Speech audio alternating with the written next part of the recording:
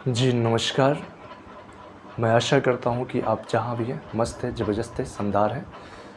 मैं आज आपके बीच पुनः एक गणित का अगला टॉपिक लेके आया हूँ। जो टॉपिक गणित का जो हिस्सा होता है उसी हिस्से से है और जिसको हम रेखा गणित के नाम से जानते हैं। रेखा गणित जिसको इंग्लिश में जियोमेट्री के नाम से जाना जाता है। जियोमेट्री की बात किया जाए तो जियोमेट्री जो है वह एक ग्रीक वर्ड के जियो प्लस मेट्रॉन से मिलकर बना हुआ है। जियो का अर्थ होता है अर्थ यानी कि पृथ्वी, और मेट्रॉन का अर्थ होता है इंग्लिश में मेजरमेंट, यानी कि the measurement of earth that is called geometry. इसमें बात किया जाए तो हिंदी में इसको कहा जाए तो भूमि मापन, लेकिन यूक्लिड के को इनके जनक कहा जाता है। तो उस माध्यम से रेखा गणित को परिभाषित किया जाए तो रेखा गणित की परिभाषा बताया जाता है कि रेखा गणित गणित की वह शाखा है जिसके अंतर्गत रेखा, बिंदु व रेखाओं से बनी अनेकों आकृतियों के बारे में अध्ययन किया जाता है। तो आइए इनके बारे में थोड़ा बहुत हम लोग जानने की प्रयत्न करते हैं, समझते हैं। मैं इस रेखा गणित के कुछ मूल बिंदुओं के बारे में चर्चा करने जा रहा हूं, जिसके बारे में अगर आप सावधानीपूर्वक समझते हैं, सुनते हैं तो ये आपके लिए बहुत ही लाभदायक होगा। तो रेखा गणित की बात हो रही थी, तो इसमें सबसे पहला बात आता है रेखा क्या होता है। तो रेखा की बात करें तो रेखा वह है जिसकी केवल लंबाई होती है और यह अनंत तक होती है, इसकी चौड़ाई या मोटाई नहीं होती है। और इन्हीं रेखाओं को किसी दो निश्चित बिंदुओं से कट किया जाए और उस हिस्सा को निकाला जाए तो उस हिस्सा को रेखा खंड कहते हैं, जिसको इंग्लिश में लाइन सेगमेंट कहा जाता है। इसमें बात किया जाए तो एक शब्द आता है कोण। आप सभी ने सुना होगा और तमाम ऐसे स्टूडेंट्स होते हैं जिनको कोण की अच्छी परिभाषा नहीं जानकारी होती है, कोण ही नहीं समझ पाते हैं कि कोण होता है क्या है। कोण को व्यवहार में कहा जाए तो एक प्रकार से एंगल, कोना बोल सकते हैं। जैसे आप अपने घरों में अगर दो दीवार एक पास जब जाके मिलती है तो वहाँ पे कोना बनता है। तो इस प्रकार से हम कह सकते हैं कि जब दो रेखाएं या दो किरणें किसी एक बिंदु पर जाकर मिलती हैं तो उनके बीच झुकाव होता है, उसे ही कोण कहा जाता है। यानी कि दो रेखाओं के मिलने से जो झुकाव बनता है वही कोण कहलाता है। तो इससे इंग्लिश में हम बोलते हैं एंगल, कोण यानी कि एंगल। तो आपने इसके बारे में सुना कि जब दो रेखाएं या दो किरणें किसी एक बिंदु पर जाकर मिलती हैं तो उनके बीच जो झुकाव होता है उसे हम कोण कहते हैं। तो इसी क्रम में अगर बात किया जाए कोण के प्रकार की, तो कोण आपके निम्न प्रकार के होते हैं, जिनमें से आपके सबसे पहला आता है शून्य कोण यानी कि जीरो एंगल। दूसरा आता है आपका न्यून कोण यानी कि एक्यूट एंगल। तीसरा आपका आता है समकोण यानी कि इंग्लिश में बोलते हैं इसको राइट एंगल। चौथा आपका आता है अधिक कोण यानी कि ऑब्ट्यूज एंगल। उसके बाद से आता है आपका सरल या ऋजु कोण जिसको हम राइट एंगल कहते हैं। उसके बाद से आता है बृहत कोण जिसको रिफ्लेक्स एंगल कहते हैं।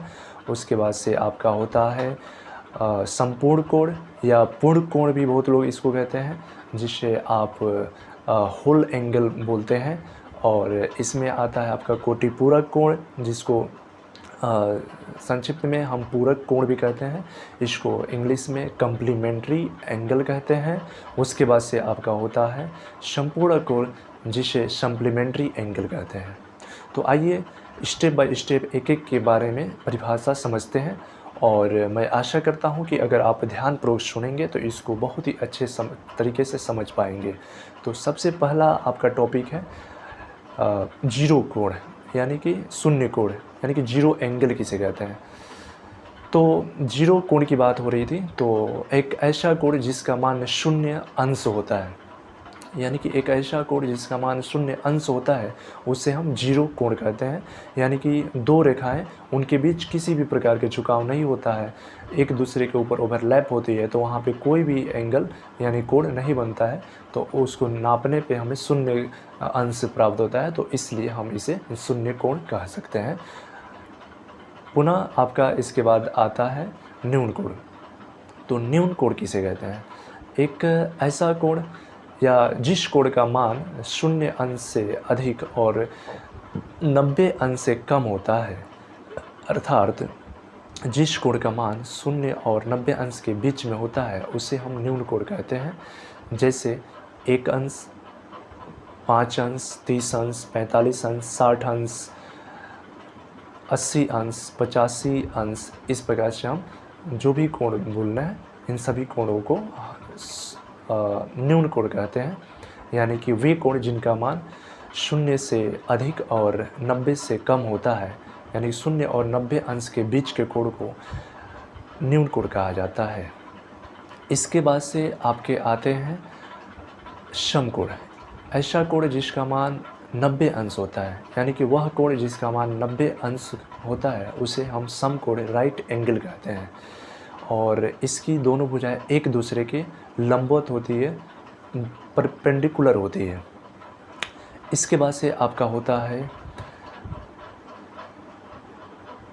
समकोण के बाद से आपका आता है अधिक कोण, यानी कि ऐसा कोण जिनका मान 90 अंश से अधिक और 180 अंश से कम होता है, यानी कि जो कोण 90 अंश और 180 अंश के बीच में आते हैं उन सभी कोणों को अधिक कोण यानी कि ऑब्ट्यूज एंगल कहते हैं। जैसे 100 अंश, 120 अंश, 160 अंश, इस प्रकार से जो भी कोण होते हैं उन सभी कोणों को हम अधिक कोण कहते हैं।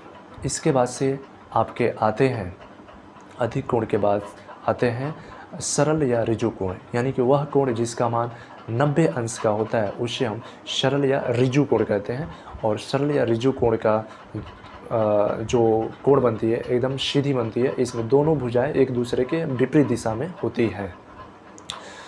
उसके बाद से जैसे व्यवहार में कई लोग किसी बात को लेकर के, जैसे दो मित्र हैं, अगर दोनों मित्रों की विचारधारा एक जैसी नहीं होती है तो कह दिया जाता है कि ये दोनों तो 180 डिग्री पे जा रहे हैं, यानी कि एक दूसरे दिशा में जा रहा है तो एक उसके अपोजिट दिशा में जा रहा है, तो उस पे बने कोण को हम 180 अंश अधिक कोण जिसका डिग्री जो होती है वो 180 अंश होती है जिसकी मान।